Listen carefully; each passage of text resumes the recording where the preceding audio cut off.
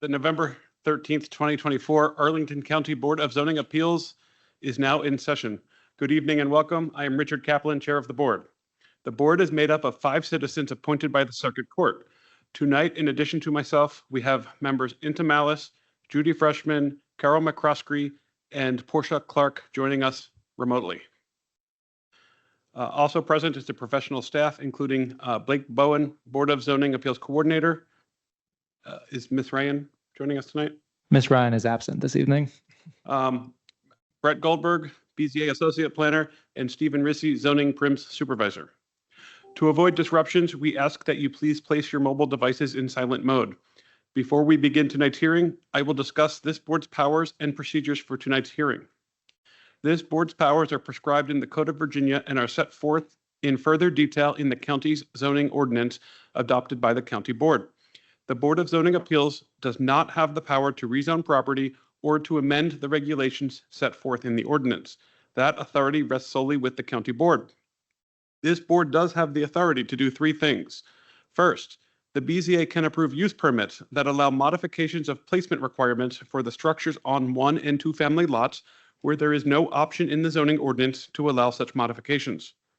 In order to approve a use permit, the Arlington zoning ordinance requires that this board find that the proposal will not adversely affect the health or safety of the persons residing in the neighborhood, will not be detrimental to the public welfare or injurious to the property or improvements in the neighborhood, and will not be in conflict with the purposes of the master plans and land use zoning related policies of the county.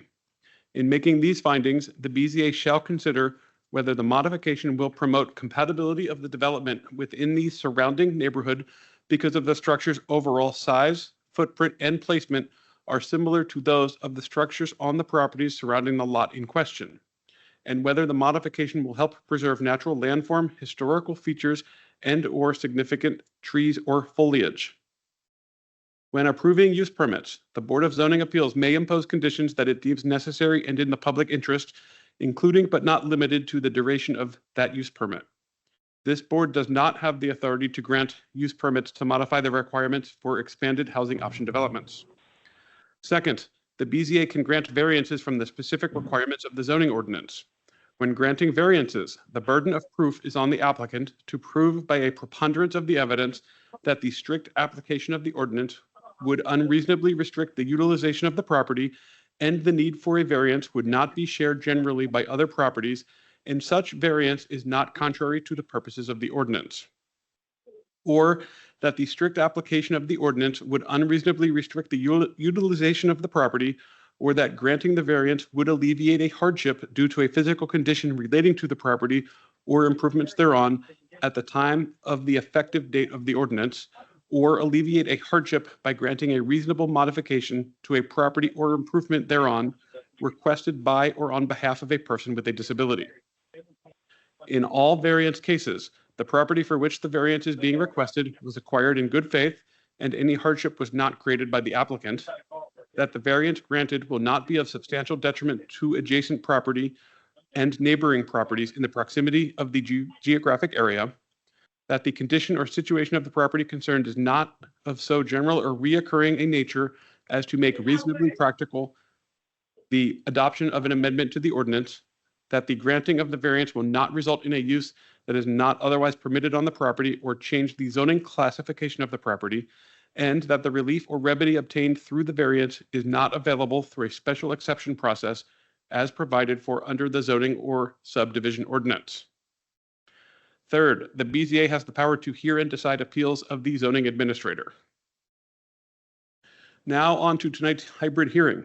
For those who are participating in person, on the front of the table, you will find a QR code linking to a copy of the application package, including the staff report for each case before us this evening. For those participating virtually, a copy of each application package can be found on the Arlington County BZA website. There is also a link in the chat for the application packages. I recommend that if you have not yet seen that report for your case, that you review that report before your case is called. If you are attending virtually and lose connectivity, please reconnect with us by phone. If you are attending via Teams, please keep yourself muted and cameras off until called upon.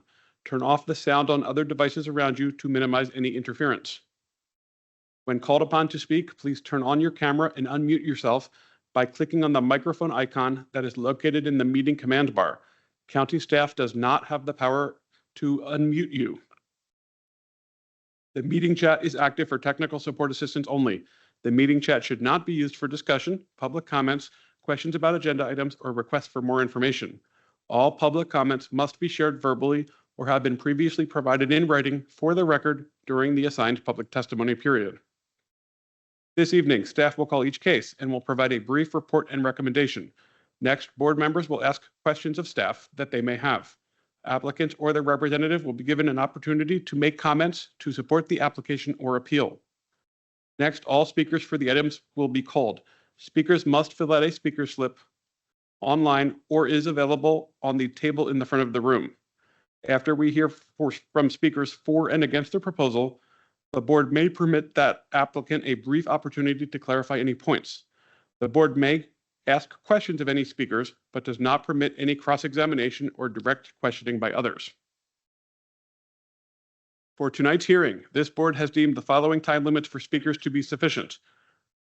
5 minutes for applicants of use permits and variances, 3 minutes for representative of organizations, and 2 minutes for individuals.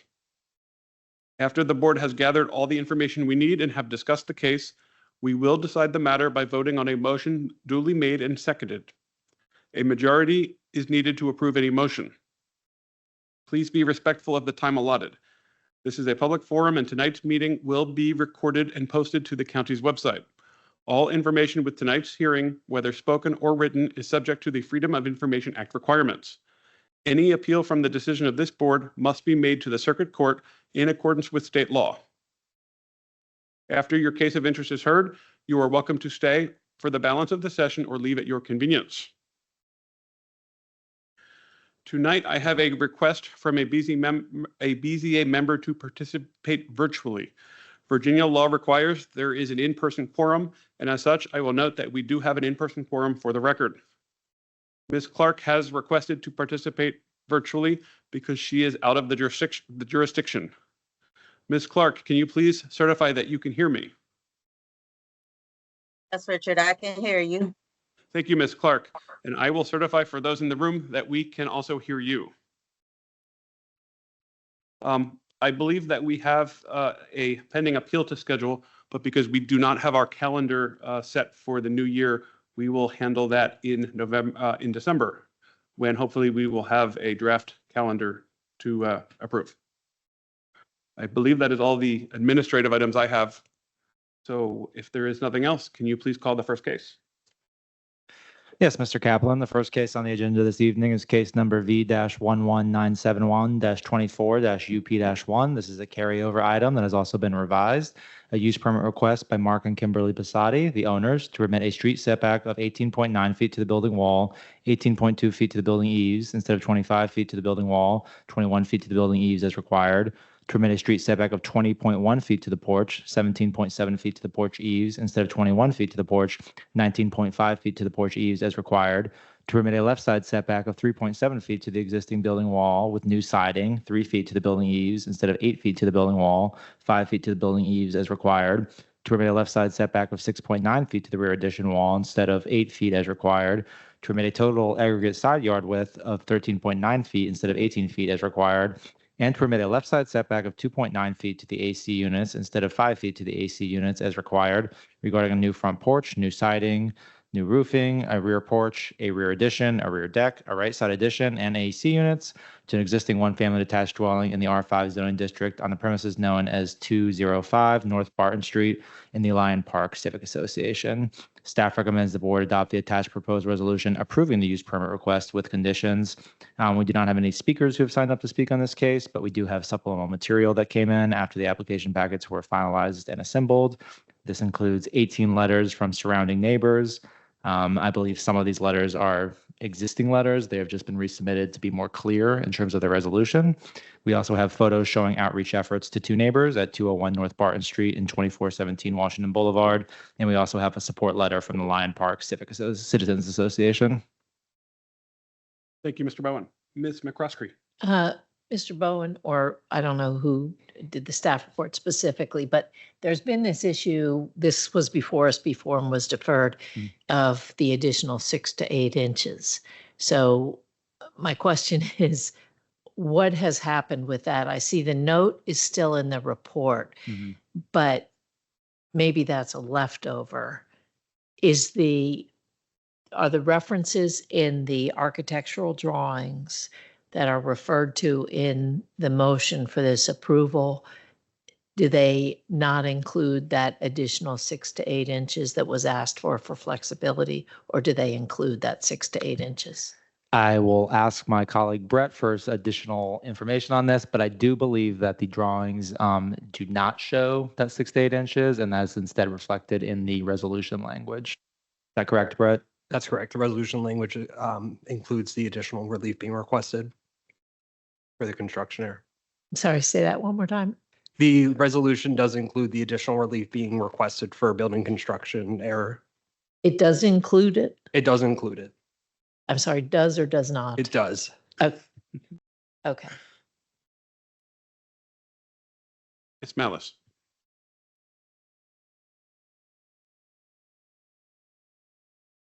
Yeah, I'd like to pursue that. What was staff's reasoning for granting a 6 to 8 construction error? Usually, you know, we talk about 2 or 3 inches as being a construction error. Was there something particular about this case that 6 to 8 was?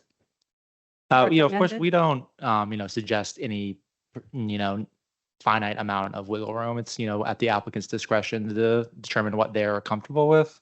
In this instance, I believe the homeowners wanted 6 to 8 inches just for their own planning purposes and to minimize the chance of any construction errors posing a compliance issue down the line with the building permit. So there's no limit to what staff would consider? If I came in and said I wanted a 2-foot construction error, would that? We would be willing to consider, in terms of our compatibility analysis, the setback that is being requested, which here is the smaller setback with the larger room for encroachment of 6 to 8 inches. What is the process? Where the applicant is expected to build according to the plans, which show the smaller setback, the greater setback. So at what point does this construction error kind of come into the mix? Is that at what point in the inspection process does that come in, or does that come in earlier? Is that final inspection? Kind of, when would that error be applied? It would typically be, assessed at least at the very end of the building process, when a final survey is submitted for the project to demonstrate compliance with the approved setbacks. So, in the event where, an applicant did not request wiggle room in their project that the final survey came back to show, it was 1/10 of a foot off, they would have to reappear before the BZA. Right. So we don't necessarily compel, applicants to, absolutely have wiggle room in their requests, but we do when we meet with them prior to them appearing at a BZA hearing, we typically provide guidance that they might be interested in providing some wiggle room because even if they're, 1 inch off with their final survey, it could pose a compliance problem. So can we just look at the plat for a minute? Because I want to understand. Let's look at the air conditioning. Just want to make one note, Ms. Malice, if you look at the proposed resolution that's before us on this item, instead of having just the reference to the documents, it calls out these specific numbers that are different from what is on the drawings. So that's where I think it's important to note that normally we would just have in our proposed resolution, we'd have just the reference to the drawings. Right. This one, we have very specific numbers for each of the setbacks that are different. I have a big concern about that because to me, if you just allow room for error, then your standards are just not your standards anymore. And so that's my concern in considering this, because to me, it ought to be with reference to what has been requested. So, but I think that's what's, when you look at the drawings, just recognize that in this instance, the drawings are not the definition of what we're approving. I, I share that thought and that concern, but I would like to just look at the drawing, just, like, look at the air conditioning. So that here, what is the setback being allowed on the air conditioning for this? I don't even, is that shown? It looks like I see 3 air conditioners here. So which one are you referring to? Which one are we referring to in the resolution? The resolution says a setback of, Left side setback of 2.9. 2.9. So I assume it's the air conditioning on The one in blue. in blue? Well, lower, I'm guessing. Yeah. The one that says AC, because that looks to be the closest. Yeah, we would assess the setbacks based on, for the AC units, on the lesser of the 2 AC setbacks shown, which is 3.5 feet there, allowing for, 0.6 feet of wiggle room. That's how you get to the 2.9 feet. Where do you see the 3.5? on the drawing. Right where the arrow is. Yeah, where the cursor is on the screen now, Oh, yeah. in that yellow highlighted area on the left. Okay. Oh, I see up there. Okay. But And it- so you've subtracted 6 inches?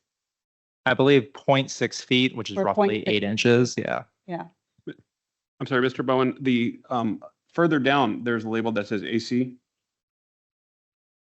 We don't have a measurement for that one. So That was the one I was looking at. is that what, so are we assuming that that's less than 3.5 feet? I believe that one is an existing AC unit that would not be part of the scope of this request. Okay.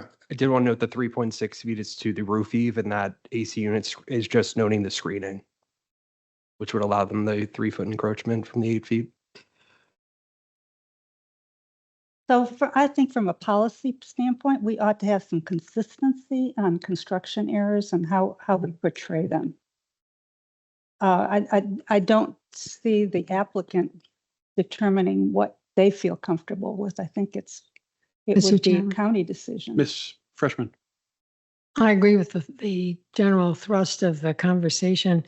It seems to me in past applications, there might have been a few inches added on one side or the other for not so much for construction error per se, but the thickness of the siding, which may or may not have already been chosen.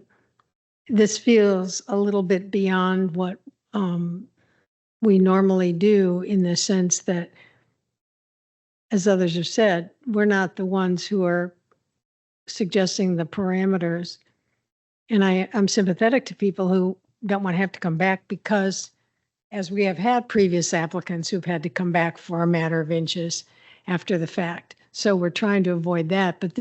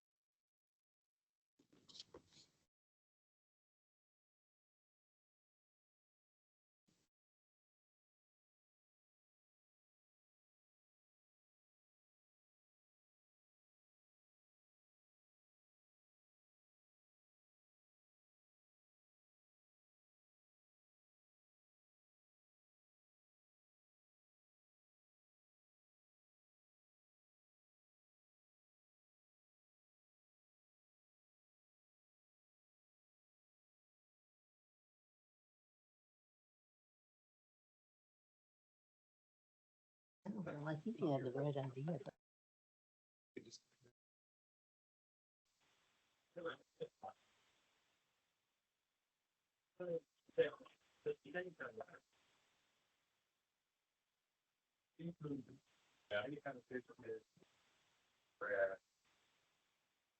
on that one.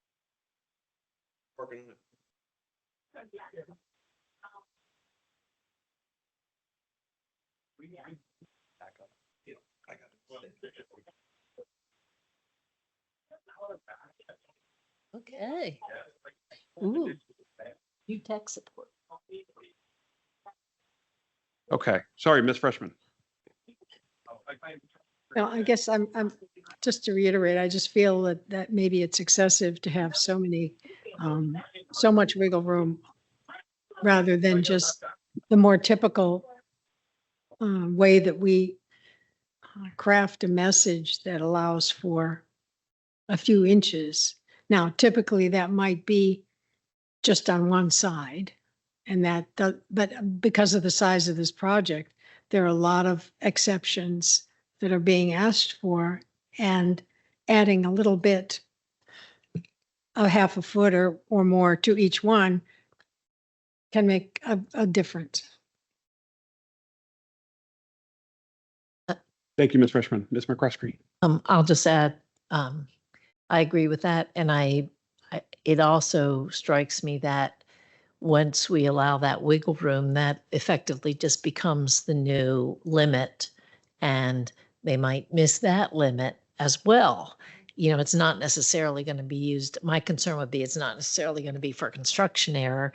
It's going to be now they go to the one that's 6 inches further, and when they try to build to that, if they make an error, they go even farther. So to me, the limits ought to stay where they are. I think they shouldn't be artificially inflated because potentially we have the same problem. So how would we go about correcting this? Is this something that we can do here? Or does this have to be sent back to be worked through? Can I ask a question related to that? Are we looking now at the plat that reflects these additional numbers, or? I believe the plat is not the additional number, not the wiggle room. The So if plat- we do, we normally do, which is to if there's approval for this plat, which is dated such and such, because as we typically do with any approval where we reference the submitted plan and plat of a certain date, and that's what has to be built. And Yeah. yes, I think we could change the language of that initial paragraph to just refer to the attached drawings which is what we usually have. And then the numbers on those drawings. So would long as we're govern. sure that what we're looking at now is the plan Right. before anything else has been offered up Yes. as an exception or as an Yes. allowable. Yes, it has, the way those additions were made was to write them into the resolution. So, Okay, yeah, good, thanks. So we would basically eliminate that first whereas and just refer to the drawings? yes, but I think we haven't finished hearing from the applicant Sure. also. Yeah. Any further questions? Is the applicant with us? Yes. Let's hear from the applicant. Good evening. Thanks for hearing our case again. We really appreciate it. Our motivations for this project and the history and all that is the same as last time, so I don't think I need to get into that again if you guys all remember this case from 2 months ago. And we're happy to discuss our updated design. I will make a few comments on the discussion that you guys just had. The staff was correct. The AC unit closest to the street is existing, and I don't believe will be part of the finished design. The staff that we've worked with has been very incredible, and also clearly very busy. So we've tried to make our communications with them very efficient. And we were under the impression that we needed to submit a drawing that reflected what we are actually planning on doing. And that drawing, we modified it per what we believed fixed the issues you guys had last time. And the AC units were actually used to be closer to the street, and because of the pie-shaped nature of the lot meant they were closer to the lot line. And we were able to, in our revised plan, push them further back, which means they require less relief than last time. One of the board members, and I apologize, I don't remember who, on our way out last time did say, be sure to ask for extra relief in your plans because cases do come back to the board because if they just missed by an inch or two on the sides. We are getting new siding. The plan is to have new siding around the whole entire house. That siding has not been spec'd out by any means. And so, the 6 to 8 inch conversation, I heard extra relief. I was under the impression that, maybe that was normal. I threw it out to the staff. They said, great, done, so if that's too much or out of the norm, that's not something that I'm familiar with what normal is for this, but, happy to discuss less of a relief. The concern that we had, which is why I asked for, I thought 6 was normal and why I tried to push it to 8, was because we've had our lot surveyed twice and where the line is on the left is kind of fluxed a little bit. So we wanted to just make sure that in case the whoever wall checks does that measurement and the final measurement, has the initial thing.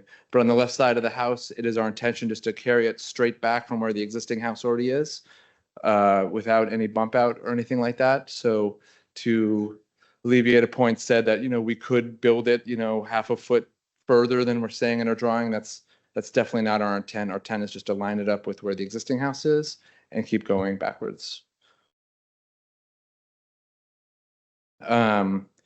So happy to discuss any other questions you guys have on the design. Thank you. Questions for this applicant? Is there a reason you haven't spec'd the siding as part of this project? We haven't chosen any of the. Yeah, Well, we haven't that's- chosen any of the finishes. The maybe we've been through a lengthy design project with our architect, but when it comes to actual materials being used, we haven't addressed any of that yet. I know it'll just be different than the aluminum we have. Yeah. So you really don't know how big your siding is going to be? So this I mean, doesn't it's just going to exist- be regular siding that we have nothing fancy planned or anything that sticks this- out. It's going to be the regular looking siding that most houses have. These drawings don't include the siding. Is that correct?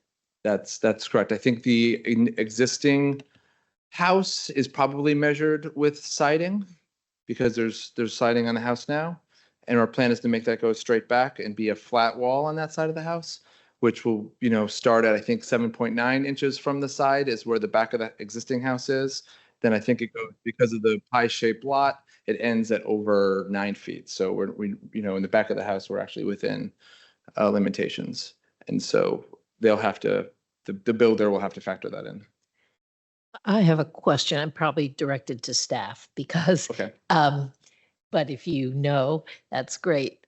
When we measure the setbacks, we measure to the foundation wall, don't we?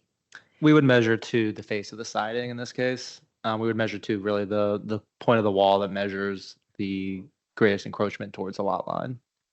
The greatest what? Sorry, I'm not hearing well. Basically, the point of the building wall that's closest to the lot line. So in this Okay. case, that Okay, so you would likely measure to foundation the wall is a little siding, bit further, which yeah. would go a little bit further than Yep. the foundation. Okay. Thank fit you. the finished building face. Mm-hmm. And you don't allow, when you do that, any accommodation for siding. Right. If they had gotten a setback to the foundation wall and the siding ended up being Okay. an inch closer, that would be a compliance problem. So yeah, asking to the Okay. face of the siding would be appropriate from a staff perspective.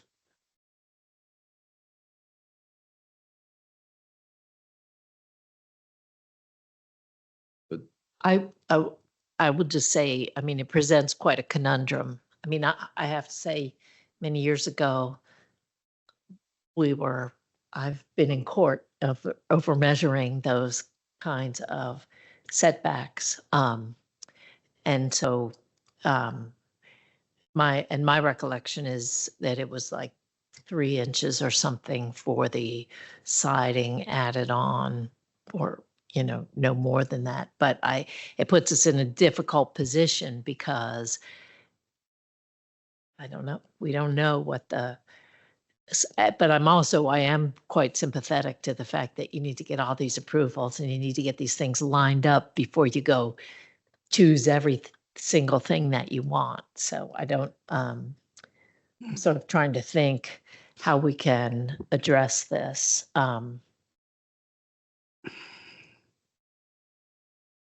And I don't know if any other members of the board have any ideas. Mr. Chairman? Ms. Mallett. Yeah, it is true that, projects have come back to us because the siding added dimension that was not part of the plat. And so I assume that applicants know that they need to present the finished structure rather than,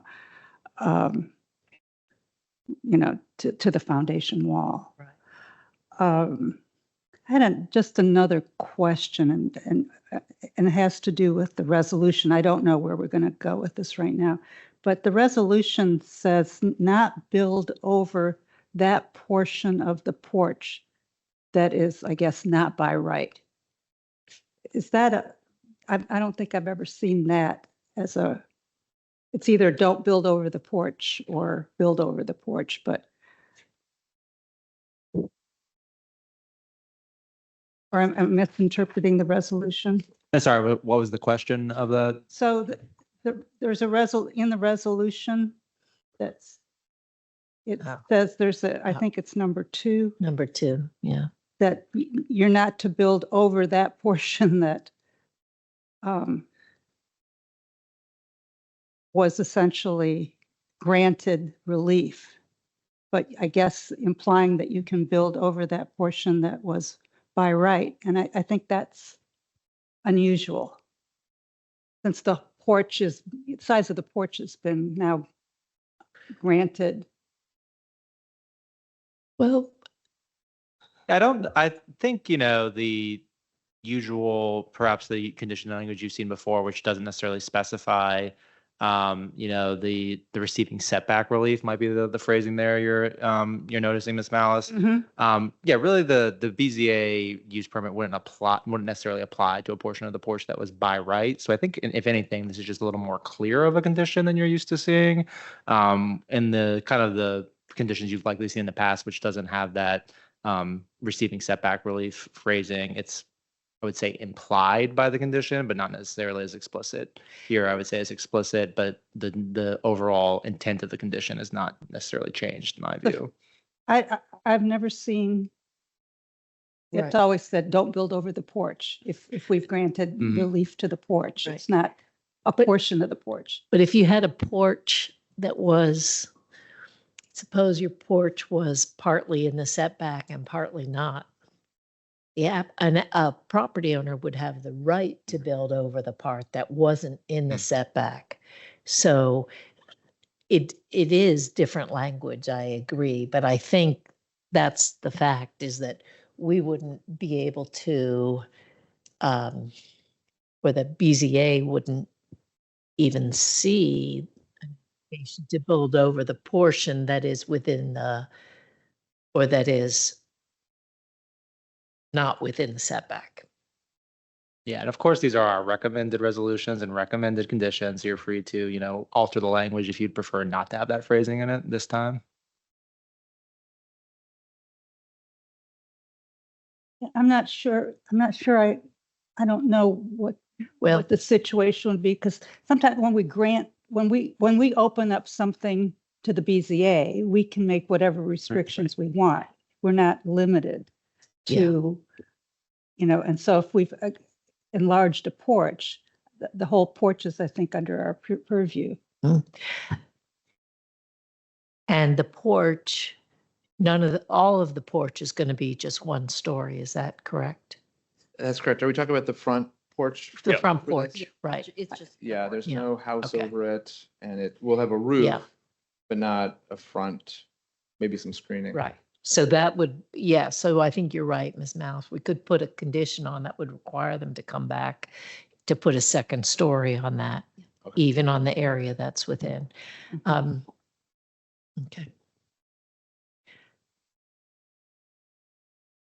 No, that's not the main issue here, but Right. I just want to get that out there. So I am willing to take a stab at rephrasing the first paragraph of this motion to attempt to get something we can do today. And I'm willing to have others comment or get input until we get something final. But so I would move that the Board of Zoning Appeals approve a resolution approving the use permit V1197124 UP1, subject to the conditions listed as I will amend them. And with the following amendments, I'm going to strike the entire first paragraph of the proposed resolution and then substitute the following.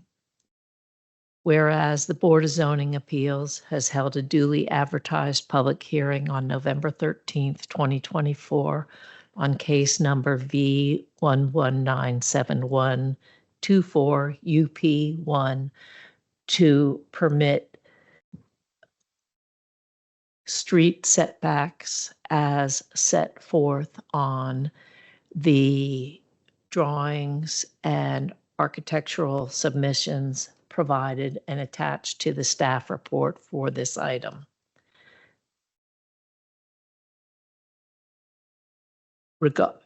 With regard to a new front porch, new siding, new roofing, a rear porch, a rear addition, a rear deck, a right side addition, and AC units to an existing one-family detached dwelling in the 5 zoning district on the premises known as 205 North Barton Street, Lyon Park. And then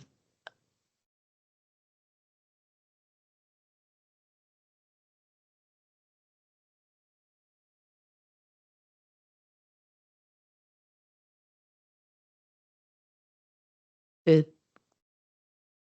following, then for the second, third, fourth, and fifth paragraphs, the proposal, or the second, third, and fourth paragraphs, the proposal shall have added immediately after it the proposal as amended as set forth below. So that would be added after the word proposal in each of those paragraphs. And then I would also further amend numbered paragraph 1 to state, and I'm going to read the whole thing with just a few little changes thrown in there. The applicants agree that the proposed additions shall be constructed in accordance with the footprints shown on the survey and the architectural drawings attached to the staff reports dated November 6, 2024, and that the footprint may not be enlarged except for an enlargement of up to 3 inches to accommodate siding on the building. And the setbacks approved by the BZA may not be reduced from what is shown on the attached plat and/or architectural drawings with the 3-inch accommodation permitted for siding. And then I would, for numbered paragraph 2, I would amend that paragraph to simply state that the applicants agree that the proposed front porch receiving setback relief shall not be further built over nor enclosed.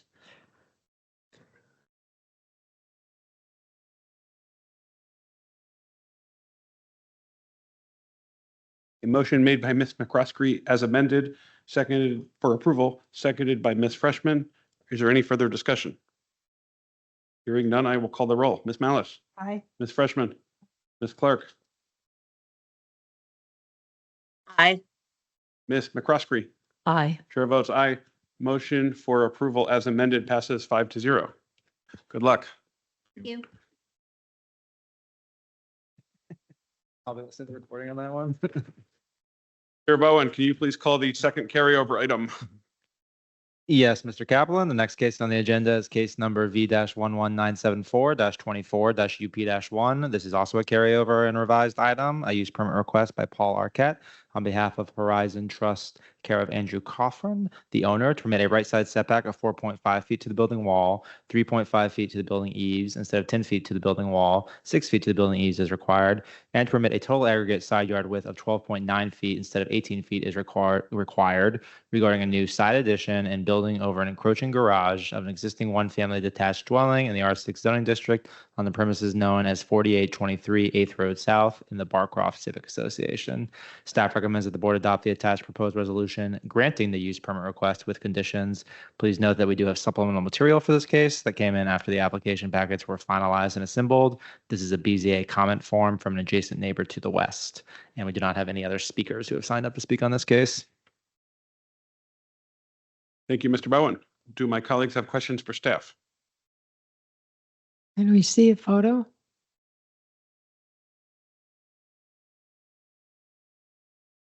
Thank you. Is the applicant with us?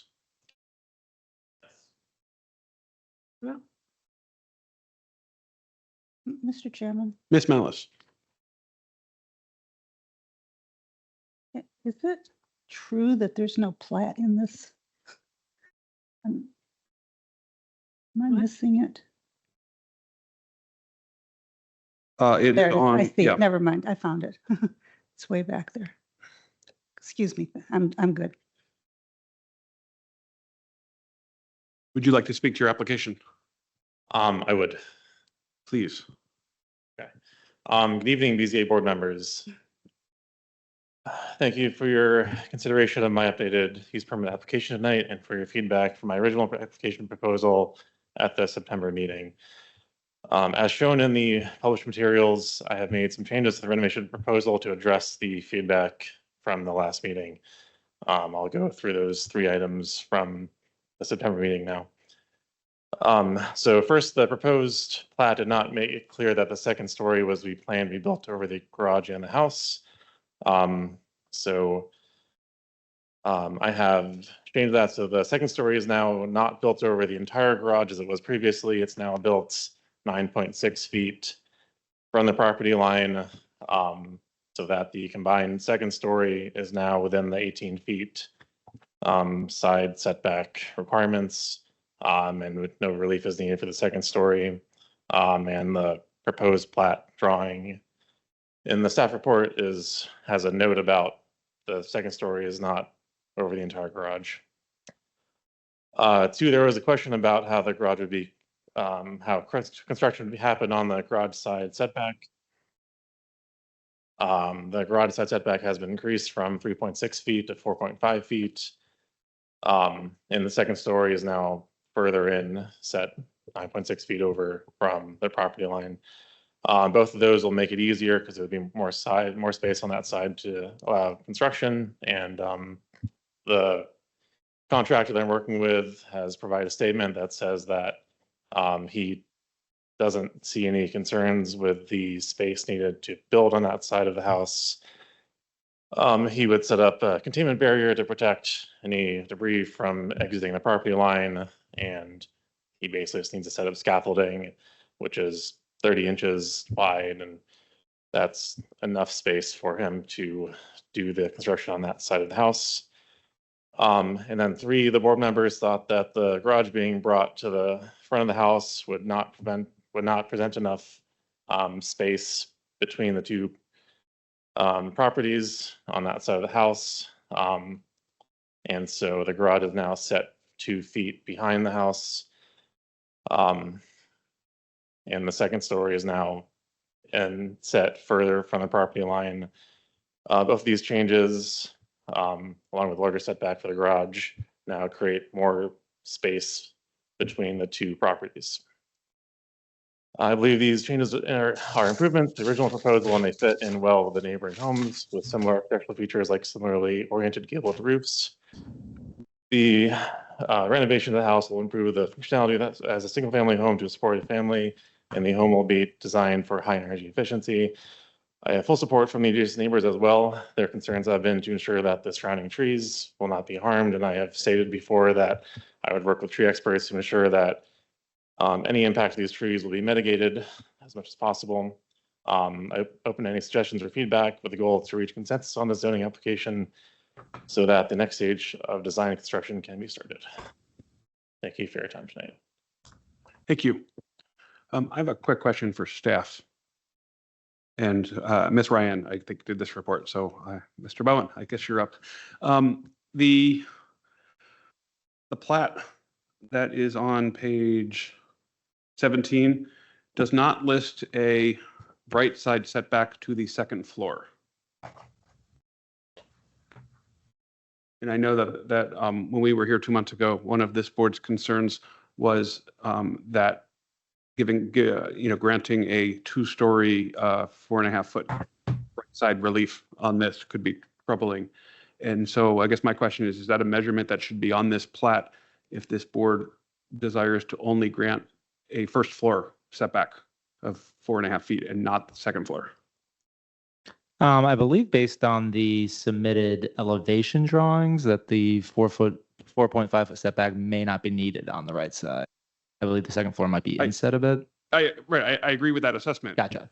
But going forward for a wall check plat, if it does get built to the full, if the second floor miraculously gets built to the full 4.5 foot setback, will that be caught during permitting? Without that measurement on there? I believe the zoning plan reviewer that would be looking at the BZA's approval against the building permit application would have access to these drawings to review. Mr. Chairman, Ms. Malice. I think it would be better if we spelled that out. Because the only thing, I don't know if they actually look at elevations or if they're just Right. looking at the plat. Or even with, in our resolution language can address that as Yeah. well, right? Can you give us a measurement on that It's- second story? The elevation shows 10 foot, which would be in compliance with the zoning. I see. Right, so they're not asking for relief, but my concern was if we're granting relief to the right side, then I don't want that to be mistaken as granting it on the second floor as well, because that's not what this applicant's asking for. So is that correct? The second story addition would have a 10-foot setback to the property line? That is correct. One caveat, I think the 10 foot is a typo on my part. I meant to say 9.6 feet because that is 18 feet total aggregate side setback. Is the typo? But the intention is that the second story meet the 18-foot side setback requirement. There's a 10-foot side setback requirement. Right. Oh, what is it? Is it 10 It's- feet? Okay, 18 feet, one of which must be 10. I see. Okay, then I'll retract my statement and we'll keep it at 10 feet. Right, because your left, Mr. Bone, is that correct? The left side is at 8.4, so then the right side can be at 10, right? Yeah, you only have the option of reducing Reducing one one. side yard to beneath 10 feet if the other side Right, yard so measures 10 feet. Because the left side has been reduced to under 10, then the right side has to be at 10. Right, so this plan is not seeking relief on the second floor, just the first floor. Is that correct? Correct. Right, so, if this board's inclined to approve it, I would want to note that either on the plat or the resolution or both. Any further questions for the applicant?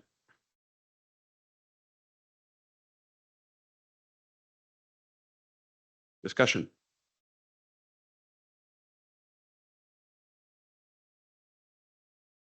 Well, I do believe that this is vastly improved over what we saw before.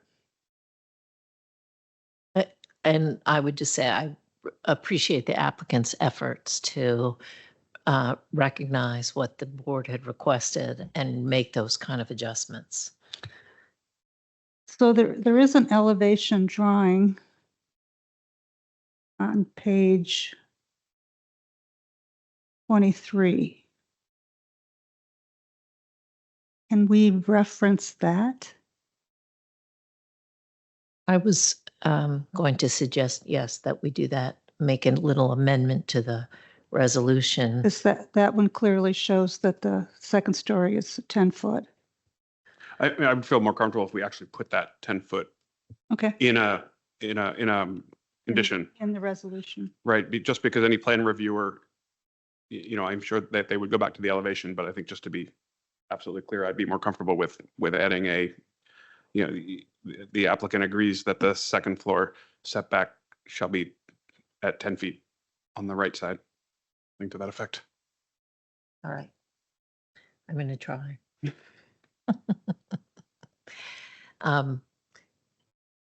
I move that the Board of Zoning Appeals approved the attached or proposed resolution as amended, granting use permit V1197424 UP1, subject to the conditions listed.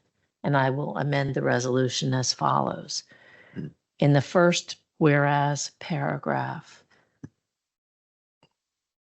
in the second line, where it says to permit a right side setback of 4.5 feet to the building wall for the first floor, 3.5 feet to building eaves, and 10 feet to the second floor instead of 10 feet to the entire building wall. And then also in numbered paragraph 1, where it says the applicants agree that the new addition shall be constructed in accordance with the proposed footprint shown on the survey and the architectural drawings, including all elevations attached to the staff report. So I simply added after the words architectural drawings, I added including elevations, all elevation drawings. Thank you, Ms. McCroskey.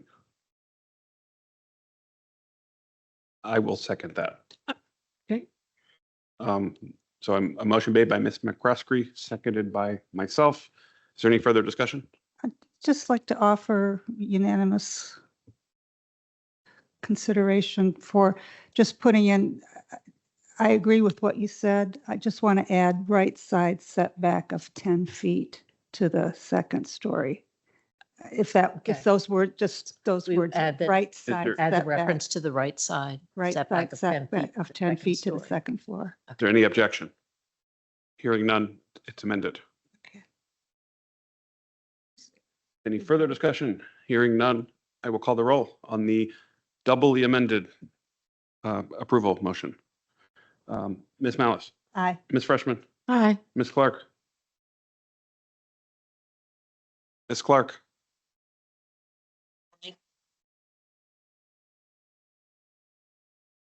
Can you try again? Ms. Clark, Aye. thank you. Ms. McCroskey, Aye. chair votes aye. Motion passes 5-0. Good luck with that second story. Great. Thank you, Thank board. you. and your Mr. staff. Bowen, can you call the third case, please? Yes, Mr. Kaplan, I believe our third case and the first non-carryover item is case number V-11996-24-UP-1. This is a use permit request by Joseph Harris on behalf of Bobby and Lucreta Brown, the owners, to permit a street setback of 11.4 feet to the building wall, 9.9 feet to the building eave, and 13 feet to the trim, instead of 25 feet to the wall, 21 feet to the building eave and trim as required, and to permit a street setback of 8.4 feet to the balcony instead of 21 feet to the balcony as required, all from North Fillmore Street, and to permit a street setback of 3.6 feet to the eave instead of 21 feet to the eave as required from Lorcom Lane regarding a second-story addition to an existing one-family detached dwelling on a corner lot in the R8 zoning district on the premises known as 2847 Lorcom Lane within the Woodmont Civic Association. Staff recommends that the board adopt the attached proposed resolution granting the use permit request with conditions. And we do not have any speaker slips for this case, nor do we have any supplemental materials. Thank you, Mr. Bowen. Do my colleagues have questions for staff? Is the applicant with us? Would you like to speak to your application? Yes, we are. Good evening, board. My name is Joe Harris. I'm the architect, and my clients here are in person, so I'll turn the mic over to them. Thank you. Thanks, Joe. So confused. No, Eager. yeah, we appreciate this, guys. This has been a long process for us. But so we're asking for relief in a couple of different areas as reflected.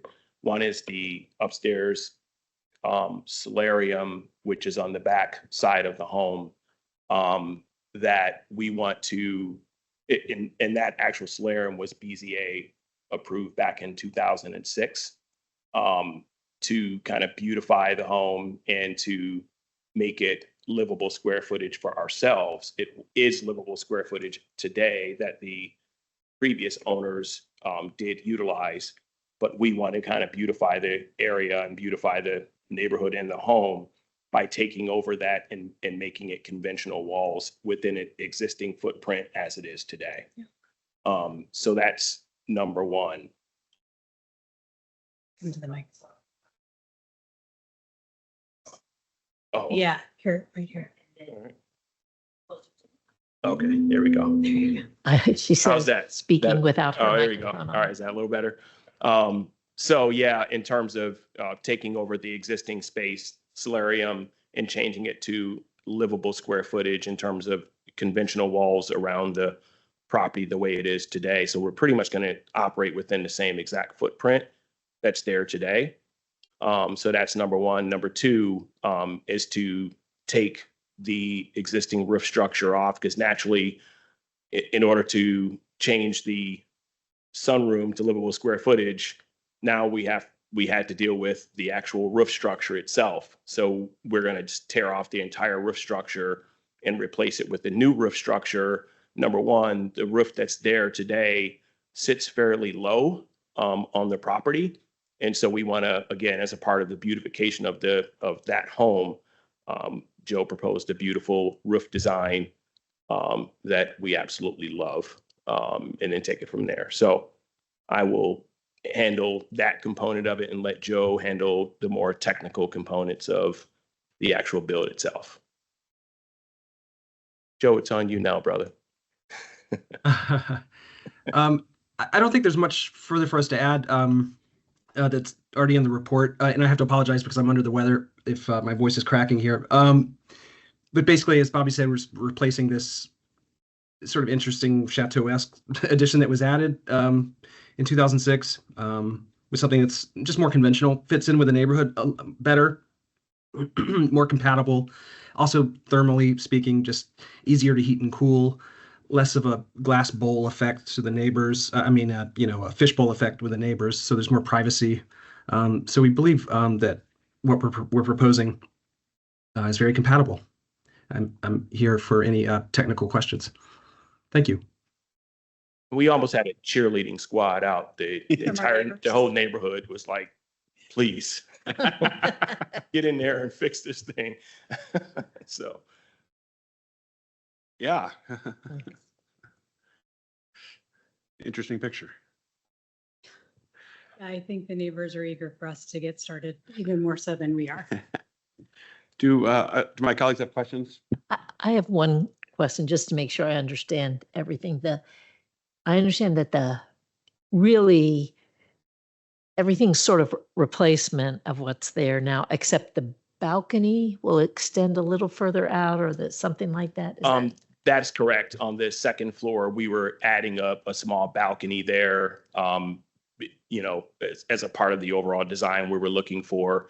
And plus that view from the balcony is just absolutely beautiful. So it was kind of a part of the overall design itself. So that was another part of the adding the livable square footage around the solarium and kicking it out another 3 or 4 feet for that specific purpose of adding a balcony there. All right. That's also, it serves as a bit of an overhang for the door that's there right now, which will give a little bit of protection that doesn't exist today. Okay. Yeah. Thank you. A little more specifically, the front door of that property today, so 2847 Loricom is on the Loricom side, right in the front. There's stairs there. That part is the front door. And so we're trying to shift the front door to now that back area. Haven't done that yet, but and that would give us a little bit of an overhang for rain purposes and so forth. Thank you.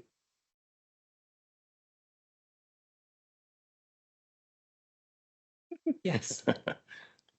That's quite an undertaking to figure this out. Yes. He's done a great job and the plans are actually beautiful. The proposed finished product is quite impressive.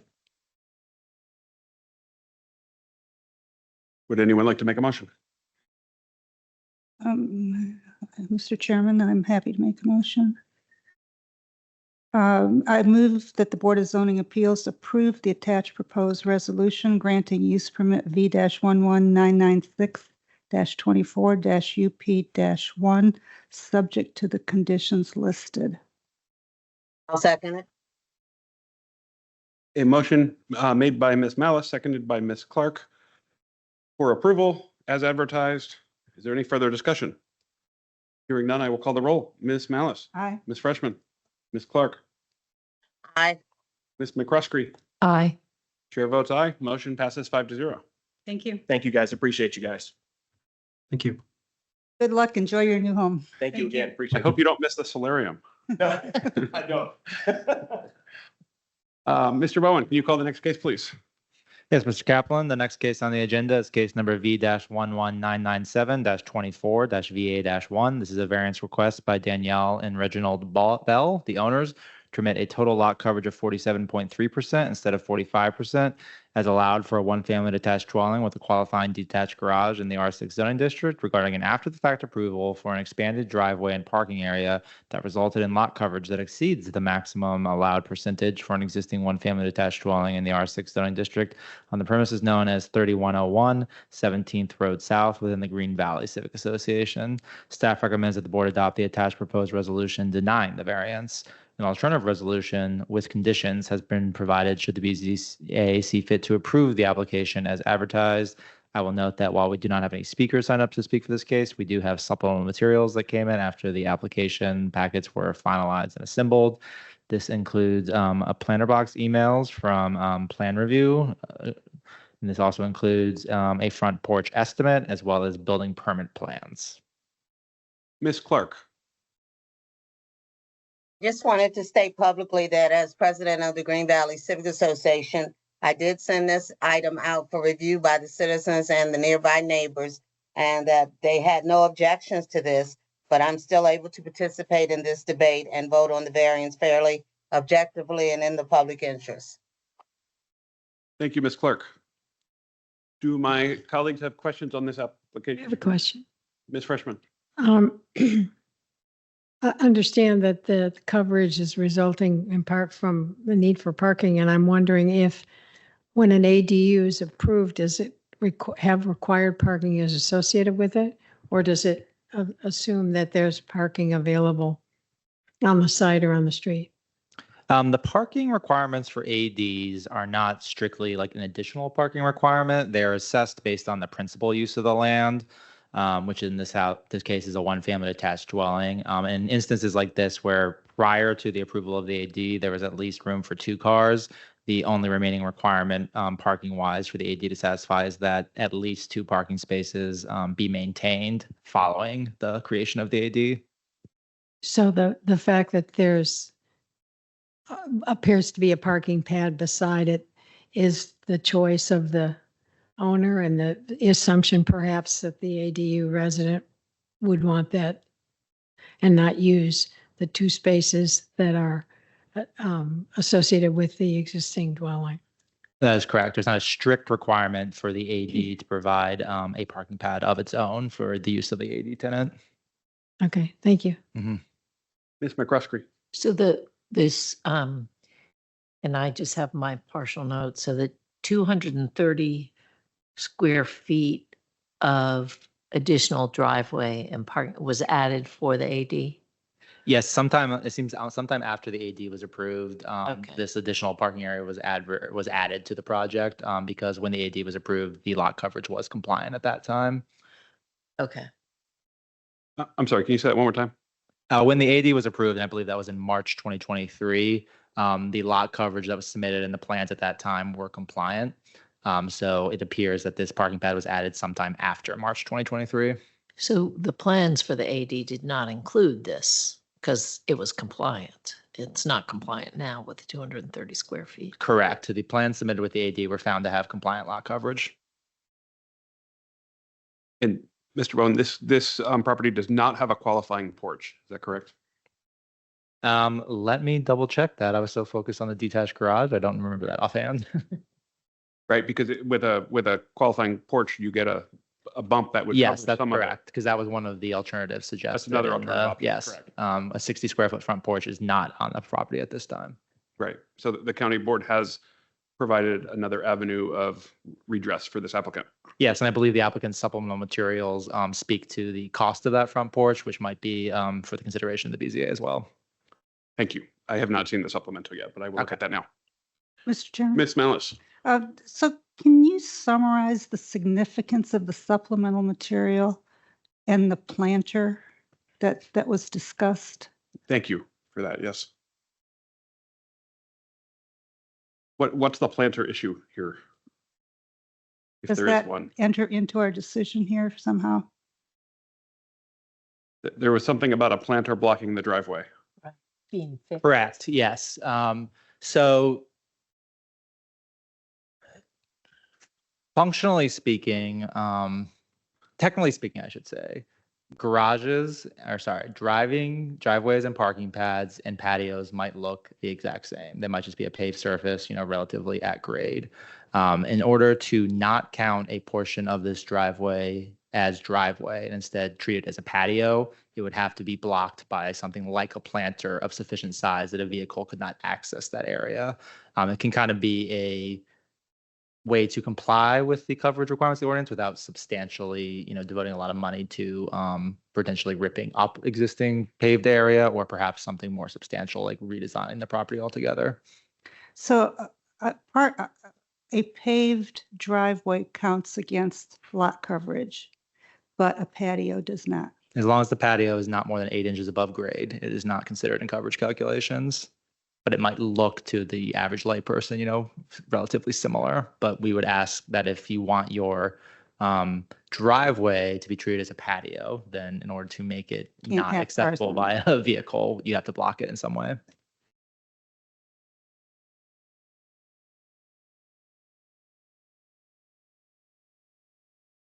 Sorry. Applicant? Yes, is the applicant with us? I was reviewing the supplemental.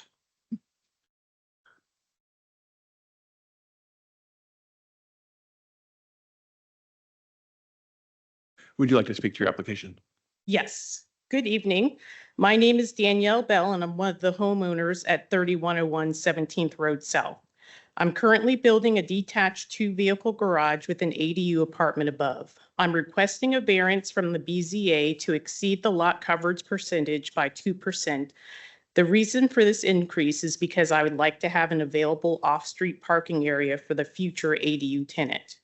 On 17th Road South, we have the hardship of not enough street parking available for the residents on this street. I've been yelled at by neighbors for parking in front of their home when parking in front of my home is not available. I've had my driveway partially blocked by cars who are trying to find any open space to park. And I've given my neighbor permission to allow his lawn service to park in my driveway when parking is not available on the street.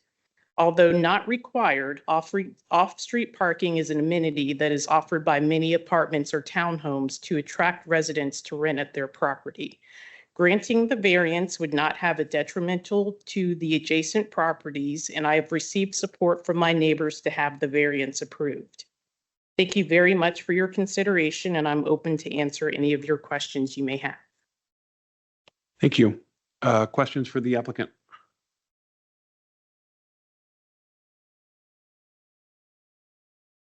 Discussion with the board?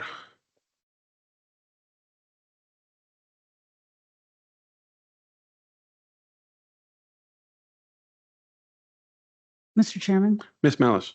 I believe that the application of the standards for a variance would not allow us to approve this, as there's no hardship with the land here or any of the other requirements of the state statute. Thank you, Ms. Malice. What is the remedy? Removing it?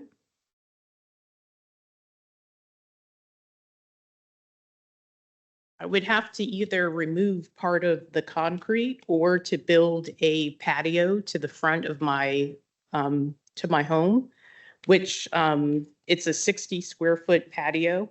And I received an estimate from my builder that for that, it would be an additional $55,000 to $65,000 to build that. Also, the 60 square feet would put the patio in the center of the window. And if you extend it to the end of the window or to the end of the home, it would exceed the 48% lot coverage allowed.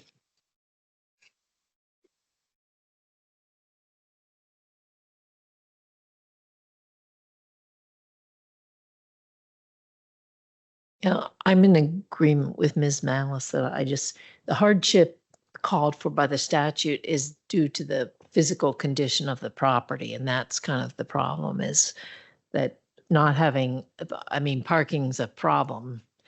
But I'm not sure it meets the statutory requirement for a variance.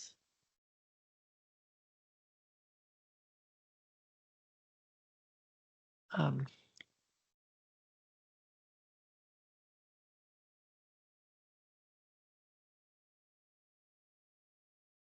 have another question. Ms. Freshman? If you're building a two-car garage, right? Yes. And you have pavement that gives you access in and out of that, but if you're using the garage, you obviously can't use that for parking. The area in front of the garage? Yes, that's correct. So any tenant would have no option to park on your property apart from the pavement that's now next to the garage. That's correct.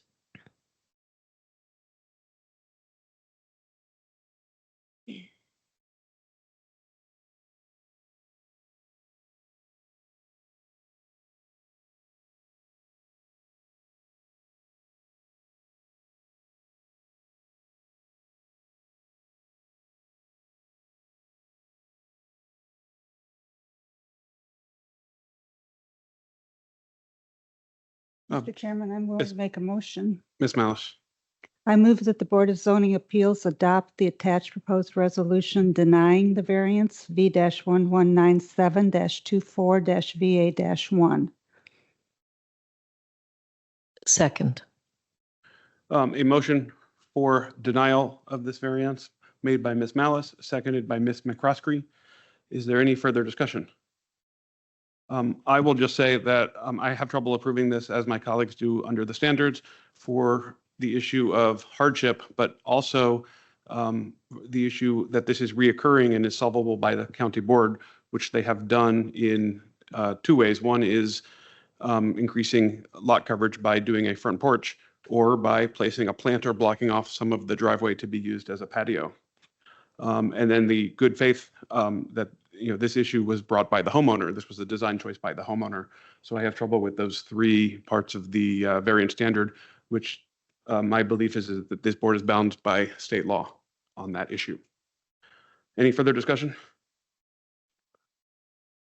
I will call the roll. Ms. Malice. Aye. Ms. Freshman. Aye. Ms. Clark. Aye. Ms. McCroskey. Aye. Chair votes aye. Motion for denial passes 5-0.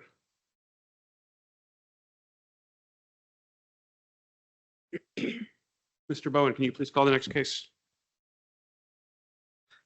Yes, Mr. Kaplan, and I apologize in behalf in advance to the homeowners whose last names I might have trouble pronouncing. The next case is case number V-11998-24-UP-1. This is a use permit request by Steve Tinter on behalf of Laura Epifanovskaya and Even G. Epifanovskaya, the owners, to permit a street setback of 18.3 feet to the porch, 17 feet to the porch eve, instead of 21 feet to the porch, 19.5 feet to the porch eve as required from North Madison Street, and to permit a street setback of 19.8 feet to the landing and 16.5 feet to the building eve instead of 21 feet to the landing and building eve as required from 9th Road North, regarding a new front porch, second floor and side addition with side landing, and a 2-story rear addition over a basement to an existing one-family detached dwelling on a corner lot in the R6 zoning district on the premises known as 951 North Madison Street within the Dominion Hills Civic Association.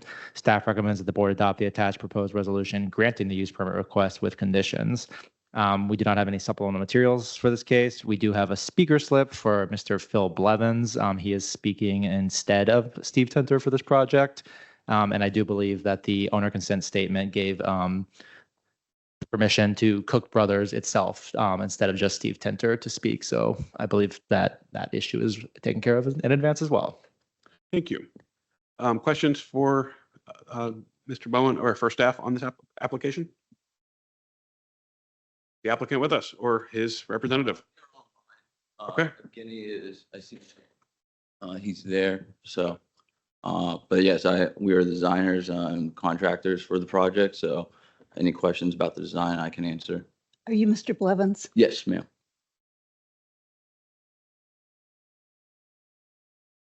The big thing about the project, if you can bring up the plat, is that there is a sewer easement in the back, so that is one of the main you'll notice that the reason why the addition is, so we have to maintain a 5-foot setback from that. So that's one of the main things where we're limited, and kind of there's a hill that you'll see based upon the elevation. So instead of going further to the right, which is kind of more favorable addition, we went to the rear and building over the existing first floor addition that was built by use permit.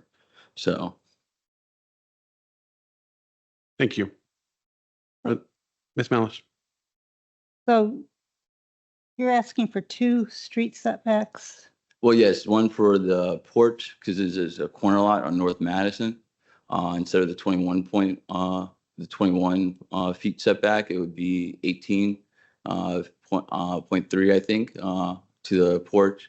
And then on the right-hand side, we'll maintain the existing corner setback of 19 feet for the second floor, and then for the landing on the right-hand side of 19.6 feet. So it's just the landing, it's not the rear addition? Yeah, it's not the rear. The rear addition can be built by right. It's just the second story, the front right-hand corner of the second story addition kind of is built over. The first floor is built by a use permit 1979, I believe. So, and it encroaches into that 25-foot setback. So, so if you turn those stairs sideways, wouldn't that make it by right? What's the no? Because the right corner would still be into the stair would not be, the stair would be by right, but the landing would still be. The landing would still be, I see, you're right, 19.8.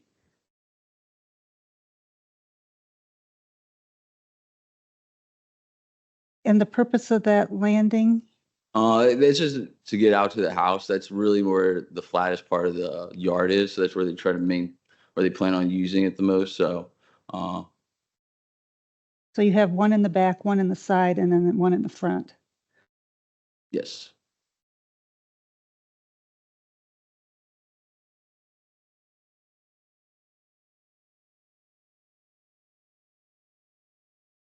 I just, Good. this isn't something you really have to respond to, but I have said this a number of times.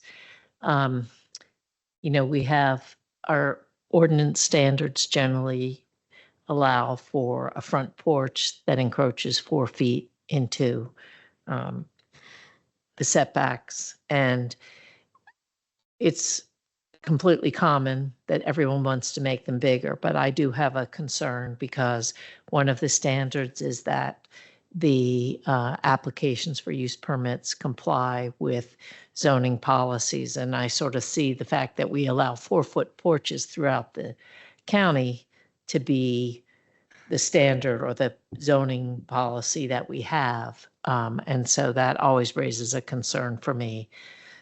It comes up regularly because 4 feet's a small porch, but that's the rules that we have. So I'm just mentioning that as my concern. Thank you. Mr. Chairman? Ms. Mellis. Yeah, we have been struggling with this porch issue for some time. And while there's some indication that the county prioritizes porches by granting other relief when you have a porch, I do think it's time for the county to step up and clarify this in terms of ordinance. If the county desires something other than 4 feet to be the standard, I think it's something that needs to be put into the zoning ordinance to allow wider. This porch is 7 feet, sometimes it's 6, maybe somebody asks for 8 or 10. It really becomes quite arbitrary in terms of what we grant. I think the solution is for the county board to make that determination of what depth porch they would find acceptable or desirable. Thank you, Ms. Mellis.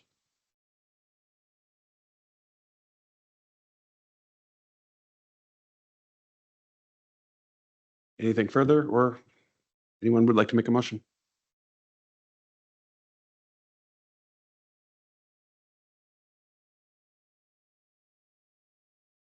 I'll make it if you put it up on the screen. I move the Board of Zoning Appeals approve the attached proposed resolution granting use permit V-11998-24-UP1, subject to the conditions listed. Thank you, Ms. Freshman. Is there a second?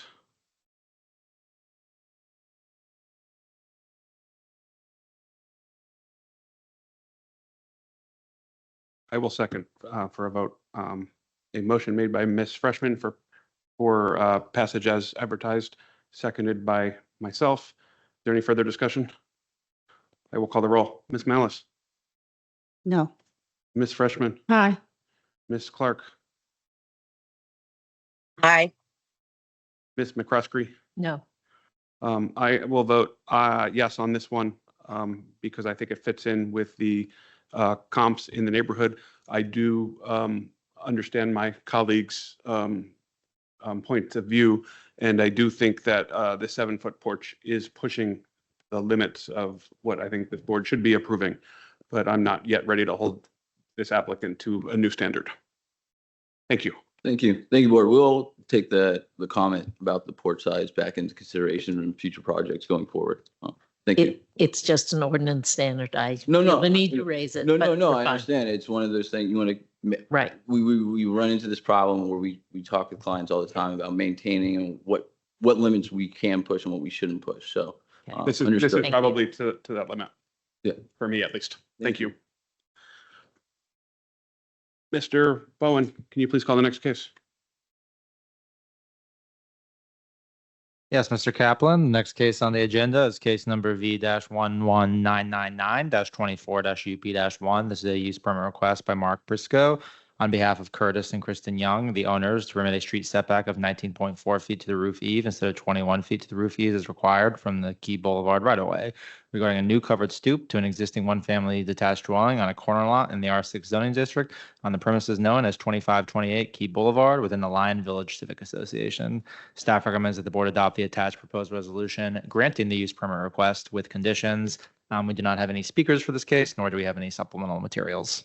Thank you, Mr. Bowen. Can you go back to that covered stoop picture while we discuss? And Ms. McCroskey's got a question or comment. Yeah. So as I read this, it seems to me that what this is doing is a roof replacement, and effectively nothing is changing. There's no more encroachments than that would result from this than there are today. And so really, this is just an approval that allows them to replace the roof. Yes, the replacement would be treated as new construction. It's Right. a slightly different design, so it's not exactly like a maintenance thing where it's a one-for-one swap. So it is new construction that, even though it's a very minor change in scope, it does have to come before the Right. BZA. Thank you. Is the applicant with us?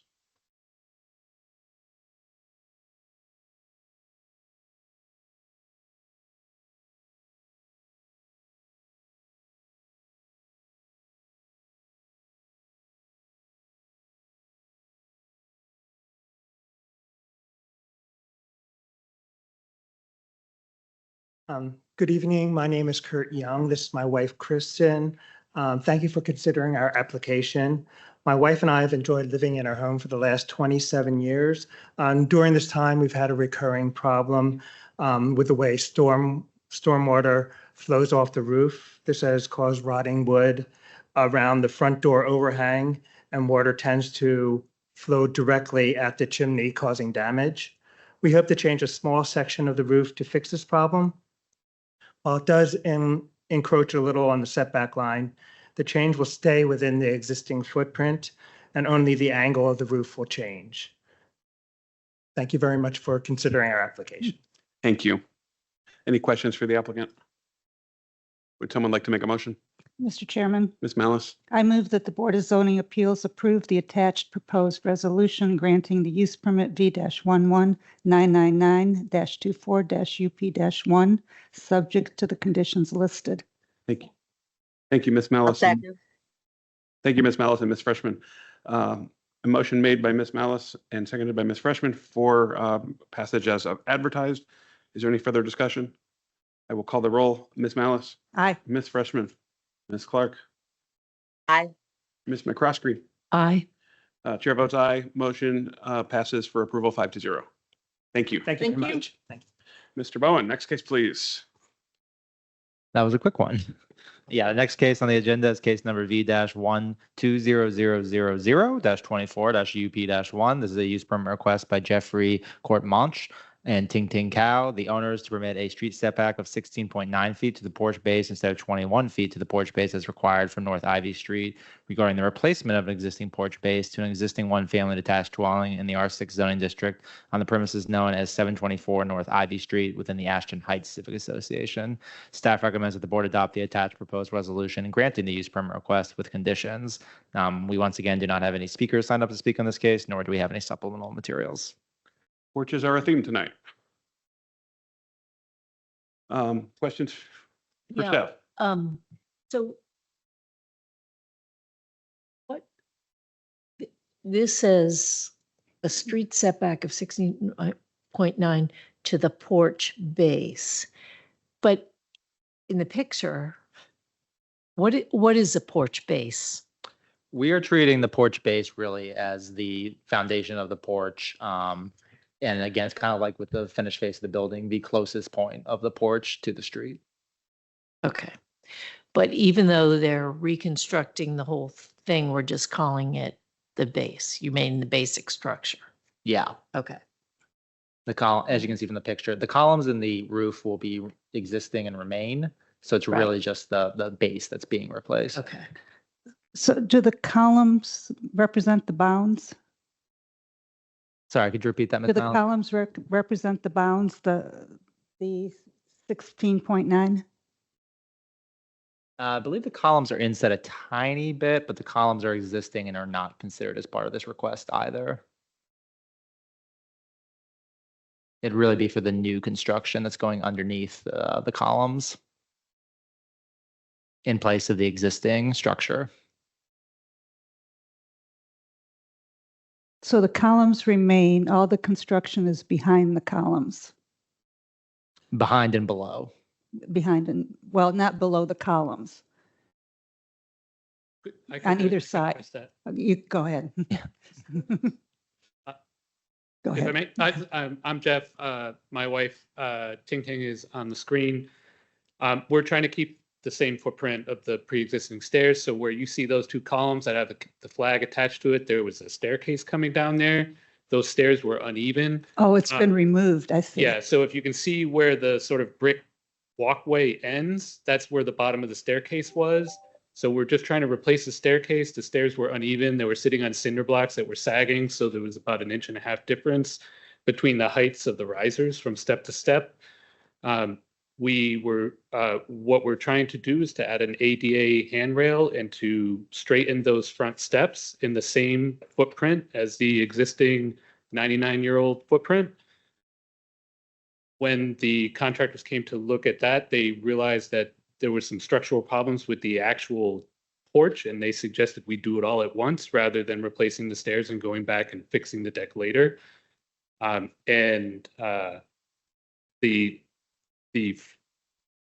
What we're seeking to rebuild the same steps in the same footprint, but with evenly spaced risers and an ADA compliant handrail for my parents to be able to walk up and down. Happy to answer any additional questions.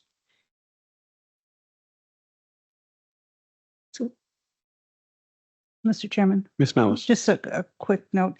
Were you able to talk to both of your next door neighbors and get their input? The Yes. thing you Are want to we- take? Yeah, sorry. So I'm calling in from another location, but yes, we were able to speak with all of our neighbors. We did submit the documentation as part of our package. For some of our neighbors, we submitted the email responses. For the other neighbors, that we obtained their signatures, and that should be a part of the package. So the neighbor right side facing, you did get approval from them? From 802? 802? Yeah. That should be in one of the packages. I can point you to. No, to I'll one of find it. Okay. I didn't see it the first time through, but I'm sure it's there. The signature, I don't think we were able to get Oh, their is that the signature. one that didn't put an address? It was, I wrote it up in the email for for Brett. So 802, 802 North Ivy Street, support outreach efforts were attached by the email. We left a copy of it on 719 North Jackson Street. So for 802, we reached out multiple times to the owner via email. The owner's not resident. He is not. We reached out In to the, California, his renters took the letter and gave us the email that they used to contact him for any communication, and we used that email, and that's what we submitted, the notes that we sent to him. Thank you. yep, and we reached out 2 times to him.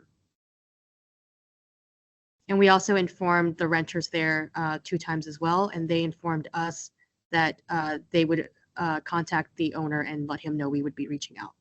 Yeah, that's very good. Appreciate that. Sure. Would someone like to make a motion? I'll make the motion. Ms. Clark.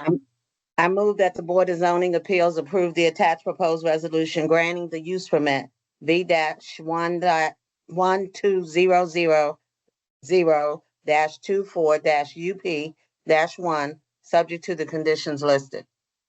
Second. A motion by Ms. Clark for approval as advertised, seconded by Ms. Freshman. Is there any further discussion? We'll call the roll. Ms. Malice. Aye. Ms. Freshman. Aye. Ms. Clark. Aye. Ms. McCroskey. Aye. Chair votes aye. Motion passes 5-0. Thank you. Thank you. The room Thank is getting lonely. Mr. Bowen, can you call the next case, please? Yes, Mr. Kaplan. Next case on the agenda is case number V-12001-24-UP-1, a use permit request by Peter Dabrowski and Stacy Puente, the owners, to permit a rear setback of 9 feet to the accessory structure instead of 25 feet to the accessory structure as required regarding a rear hot tub in the rear yard of an existing one-family detached dwelling in the R6 zoning district on the premises known as 6413 27th Street North within the Williamsburg Civic Association. Staff recommends that the board adopt the attached proposed resolution granting the use permit subject to the conditions listed. We once again do not have any additional speakers, nor do we have any supplemental materials for this case. Thank you, Mr. Bowen. Ms. McCroskey. Why doesn't this small accessory structure fall under the accessory structures can be 1 foot from the side and rear lot lines?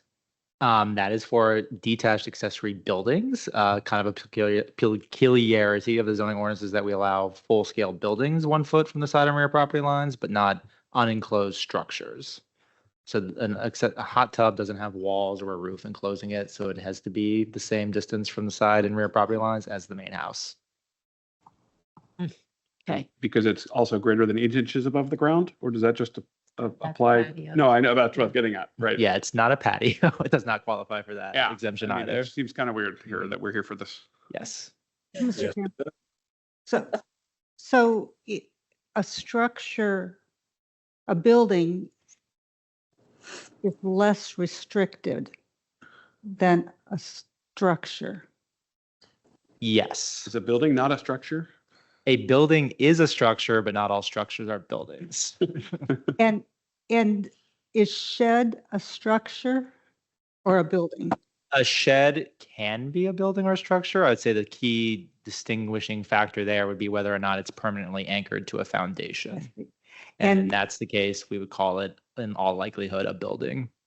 And being affixed to a structure does not, or to a foundation, does not enter into this equation. If it doesn't have walls and a roof, it's still not enclosed. So accessory building needs to be enclosed and permanently attached to a foundation. Accessory building. So if they enclosed it, it would be fine. Right. If they built in a hypothetical scenario a accessory building around this, and I've had a zoning couple would of not hot be tubs. concerned about the inside and whether there's a tub in there. If they put this in a shed, then we would be okay. If it was anchored. to the ground. If the shed theoretically was attached to a foundation, yes. A little bit of a thought exercise, but there might be some other possibilities. For a few times, I think on a above ground pool one time. Yeah. Because that was considered a Yeah, and we see this structure kind and of, not a building. and we see this regulation applied to outdoor kitchens from time to time as well. That might be another one you're familiar with seeing at the BZA.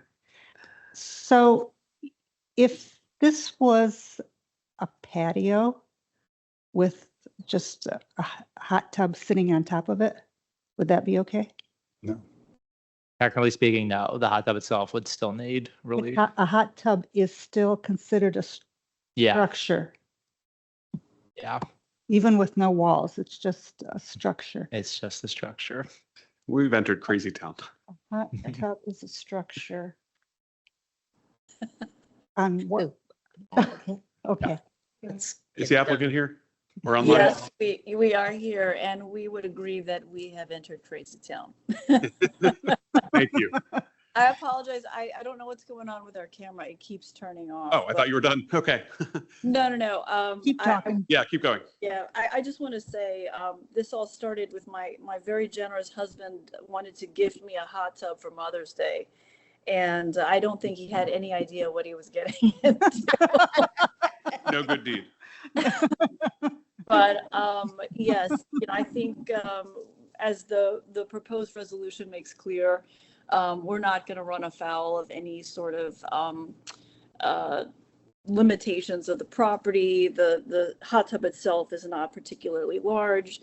it would be placed, I believe, 10 feet from the rear property line. I'm sorry, 9 feet from the rear property line, 10 feet from the right property line. We've surveyed the neighbors, one of whom I believe is on this call. They're all very much in support of this, of the hot tub being installed as soon as possible for the fall. They don't like to use it. I hope so. We're fortunate to live in a very close-knit neighborhood. We're all good friends. So, we're here tonight to seek approval of the use permit based on, what we've been told by the county. It's been great working with Brett. Thank you so much for your guidance. And hopefully we can get this approved and get that hot tub delivered. I have a question. Ms. Freshman. Have you been in touch with 6418 and 6412 28th, which are your rear neighbors? Yes. I didn't see anything from them, and obviously to the extent that there would be any impact, which I don't think there is. So I should say, be the rear. Go ahead. I can speak to 6412 is a renter, and we did speak to the renter. We submitted information to the owner. We were provided an email address, so we submitted that information over email. We didn't receive a response. With regard to 6418, that's Jonathan Pavlik. He visited our home over the weekend, and I showed him exactly where the hot tub would go in the backyard. He didn't believe that there would be any objection or that there would be any sort of risk of harm or anything of that nature. So he's in support of that as well. He said he might join the call. I don't know that he's on the call this evening, but everything else submitted in written form. Great, thank you. You're Yeah, welcome. he has the shed right in the corner. That's correct. I doubt he would object for that reason. So question for staff. Please. So, we all, I think, kind of realize that the zoning ordinance is a little peculiar here with regard to structures versus buildings, but nonetheless, we do need to come up with a rationale for why we think this is approvable. And I'm gathering that staff is going on the compatibility aspect of it, that this structure is compatible to other structures in the neighborhood. Yeah, and granted, we don't see a lot of hot tubs at the BZA. So the most compatible accessory structure we could find in the neighborhood is really other sheds, which should be Sheds, 25 feet from the fireplace. rear lot line. Yeah. If I may just add some information that was also submitted in the packet. I suffer from a chronic health condition, and provided some documentation by my doctor, who recommended that hot tub would be a good therapeutic treatment, particularly in the wintertime. So if that's any consideration, I just thought I would mention that. It is, as I said, included in the documentation as well.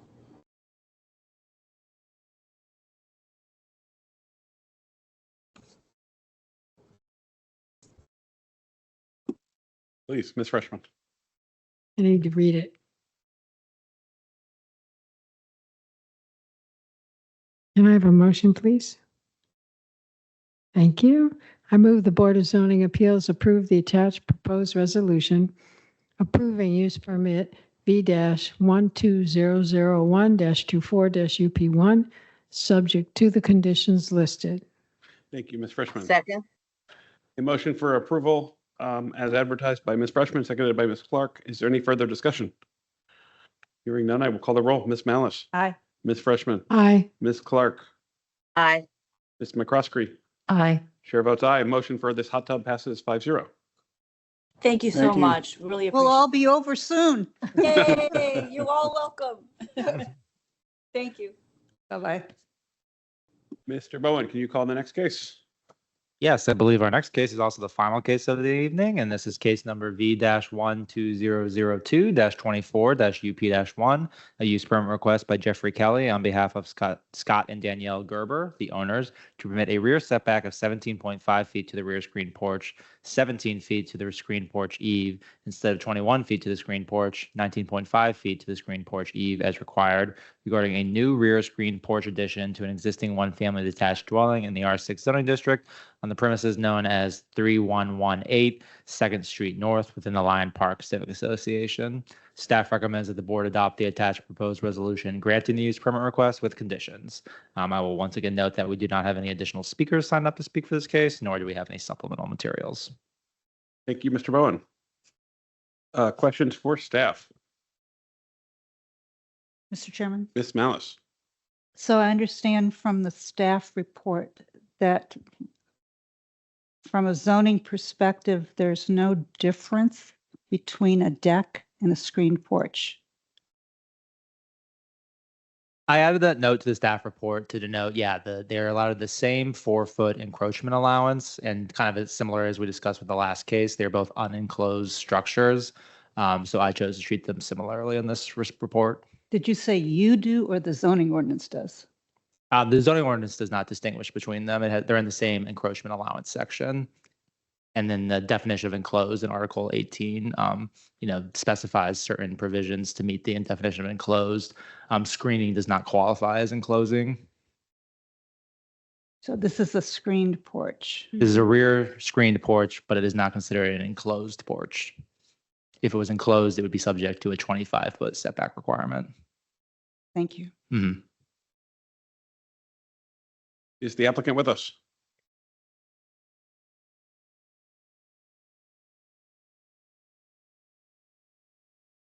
Hi, good evening. My name is Danielle Gerber, and I've lived in this property for 11 years. And we love our backyard, but unfortunately, that deck that exists there has been rotting away, and we've been unable to use it over the past few years. So it's really just a simple request that instead of the existing deck, that we use that space for the screened-in porch. It's pretty much the same footprint beyond the back of the house. We don't have any issues on the side, but I believe at least the back, that we're seeking relief from the back of the porch, which would be at 17.5 feet instead of what I thought was the requirement of 21 feet from the back fence. We've spoken to all of our neighbors and everyone is fine with the screened-in porch. They're in fact excited to come over and enjoy the screened-in porch with us. I'm happy to answer any questions. Go ahead. Ms. Malice? Just when was the deck built? We've lived there for 11 years and it was there when we bought the house. So I'm not entirely certain when. Because the deck would be non-conforming, right? I mean, is that true, Mr. Bowen, that the deck would have had to have that setback as well? I believe the existing deck is slightly non-conforming based on the plat. It's possible that, years ago when it was built, there was another plat submitted that showed it perhaps at 21 feet. But offhand, I want to say, let me check the plat. I believe the existing deck is something like 20.6 feet from the rear lot line. Isn't the rear porch going to be the same size as the deck? Yes, just about.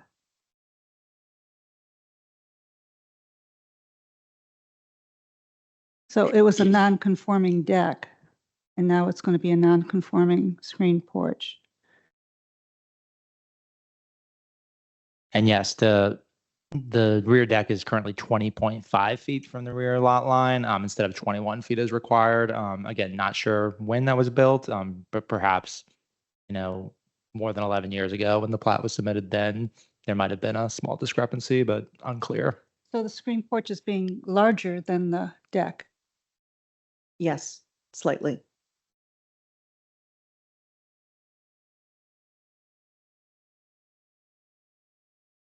And it's off the ground. The deck is off the ground. It's not, it's like more than 8 inches above the ground. The rear deck. Well, I'm not certain about that. It's not raised up. It will be at ground level. So I don't think it would be more than 8 inches. Do we have a picture, Mr. Bowen? I believe we do have a picture. Are you asking about the current deck? Yeah. The current deck is at ground level. Okay. Do you have a picture of the current deck? That, You can that sort- structure there is what? That's a dining table there. That's not actually the deck. Where's the deck? Yeah. You can see a railing and some of the hedges around it, but you can't actually see the deck in those pictures. So it will join that bump out? Yes. I don't see the bump out on the plat. Oh, it's gonna be, oh, I see. It's going to be, go back and then,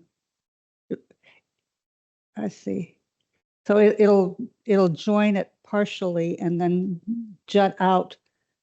And so this area where the windows are will look into the screen porch. Yeah, those will be doors onto the screen porch that Okay. goes directly into our kitchen. So why did you choose to make it bigger than your? It's really, you can see a little bit in that picture, the hedges there, they go all the way around. It basically goes to where the hedges end as opposed to where the deck ends. And we were looking for, we were trying to get as large of a space as we could. It's about 15 by 16 at this point. We wanted to maximize that space to have a seating area and a dining area because it's directly off our kitchen.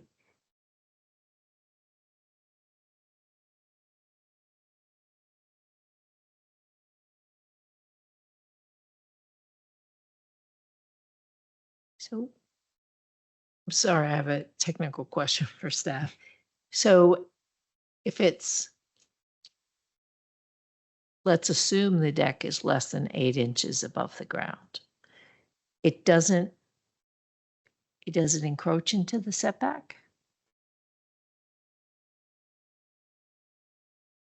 And then if the screen porch is no different, why do they need a use permit? The screen porch is being proposed to be 17.5 feet from the rear lot line, whereas the deck is currently 20.5 feet. So the porch does go back further than the deck. Okay, but I'm just asking when something counts as going into the setback. Mhm. And if it's a patio, say, that's not more than 8 inches above Mhm. the ground, or a deck not more than 8 inches above the ground, it can go into the setback and it doesn't count as a structure, does it, or does it? Patios typically, which wouldn't have a railing, can typically be up to 8 inches and not be treated for setbacks. Decks which have railings are treated a bit differently, I'd say. They would be given that 4-foot encroachment allowance. Okay. And then the screen porch is treated the same as a deck with a railing. They're both given Gotcha. the 4-foot Okay. encroachment allowance, yes. Okay. The one addition is that porches get an additional 18 inches for eave allowance. So there is that distinction between the way porch encroachment and deck encroachments are treated. Okay. So the applicant is here because they're building something bigger than what they have today. Theoretically, if they were rebuilding the deck and they were building it 20.5 feet from the rear lot line instead of 21 feet as allowed by right, they would be here to rebuild the deck as well.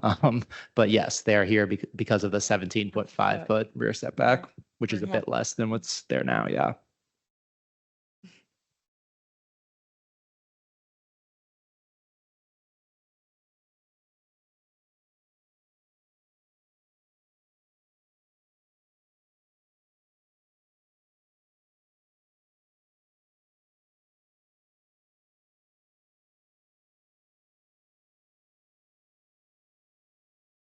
So again, I'm looking at the justification for permitting this.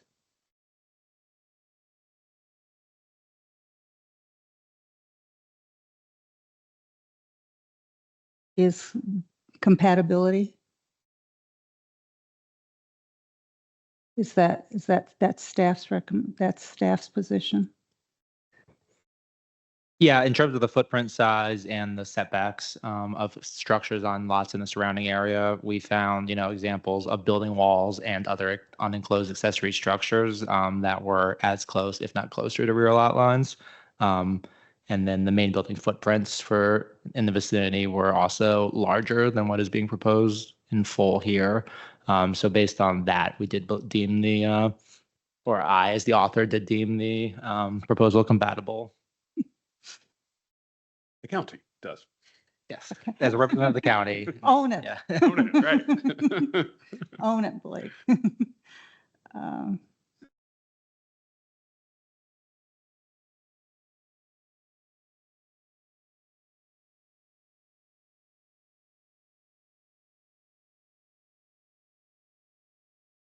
I'll make a You motion. ready for a motion? Yes. Yes, please. Okay.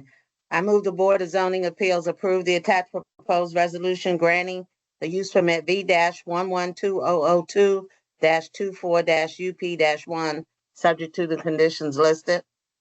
Second. A motion for approval as advertised by Ms. Clark, seconded by Ms. Freshman. Is there any further discussion? Mr. Chairman, I am not going to support this one. I think my colleagues probably will, but I think that this could have been built within the setback. I will call the roll. Ms. Malice, No. Ms. Freshman, Aye. Ms. Clark, Aye. Ms. McCroskey. No. Chair votes aye. Motion passes 3-2. Thank you. Thank you. Mr. Chairman, Ms. Freshman, I'd like to move approval of the minutes from September 18, 2024 and September 25, 2024 BZA hearings. Could I just make one note? I probably need to do a little more research on this, but I believe that what we should request staff is, even when it's a 5-0 vote and the names of everybody present are up above, we should reflect in each item the names of the members who voted for it. I believe there's a recent Virginia Supreme Court case that caused a problem for another public body because they didn't have that. And so I would just request that as we draft future minutes, when we have it's 5-0, after the 5, we could even just put parentheses and list the names. Even though 5-0, one would assume you know who it is. But as I said, a recent court did not recognize that as a proper action. So just for future reference. Okay, and yeah, we always pass our minutes to you each month for review. So if you'd like us to change the way we're formatting that, and we Yeah. can certainly take a stab at it this month, but Right. if you want us to make further adjustments, just let us know. Right. Thank you. and I think that similarly, and I just noticed this, that we need to, when a board member is virtual, we need to give the statutory reason that allows them to be virtual. And in this case, Ms. McCroskey was traveling outside of 50 miles. And so I think we need to update the minutes to reflect that as well. Yeah. And I apologize, I just caught that. It's okay. No, thank you. Was that for one of the September hearings or? For both. For both of For them. both yeah. of them, you were- I okay. was out of town for Gotcha. each of them. Okay. So I think we need to withdraw that motion and then amend. I mean, Well, is that something we want to edit right now? I think we can just, request that staff add that to the minutes, to reflect that I was out of town. Mr. Chairman? Ms. Malice. I also, and this is a practice issue, but I assume that Ms. McCroskey is satisfied with the way that her motion on the American Service Center was characterized, because it was not verbatim. It was somewhat summarized. And I don't know how you feel about summaries. You know what? I did not carefully review that. So I'm going to suggest that we just defer these minutes to our next meeting. I'm sorry. And then, or I can abstain from voting. I withdraw. Why don't we just handle Okay. this in the future? Okay. I'm sorry. No problem. Agenda having been completed? Sorry, thank you. Agenda having been completed, this hearing is adjourned, and I will Thank you, Mr. Chairman. bang my gavel while I can. Before 9 o'clock. Before 9 o'clock. Barely.